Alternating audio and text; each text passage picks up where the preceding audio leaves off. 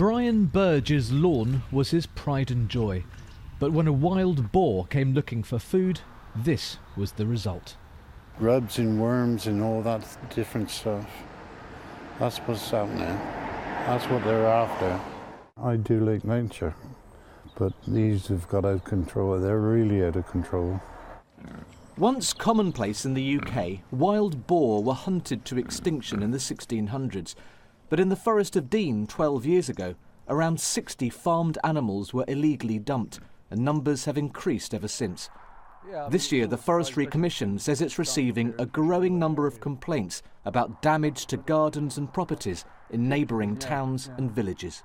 Well, the boar have very powerful noses, a strong cartilage in the end of the nose, which they use to turn over and root deep into the soil, lift these turfs and these clods, especially now in the autumn where the ground's that much softer. Worms are closer to the surface. They're no longer staying in the forest. They're increasingly expanding their ranges, foraging in the more built-up areas. The impact and damage has been profound. People's gardens, lawns, verges have been just ripped to pieces by these animals. When they're close, they do charge at you, and I've been charged 3 or 4 times by great big boar. They're massive.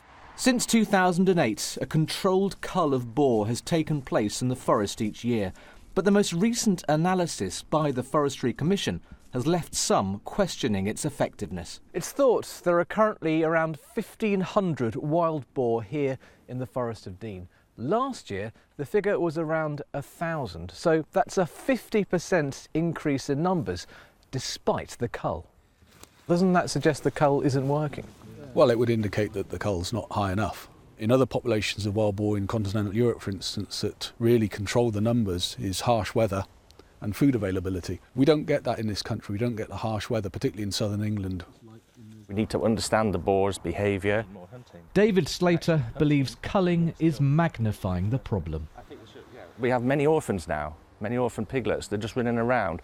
They escape on their own and go into villages, near pubs, where they haven't been taught by the mother to avoid us.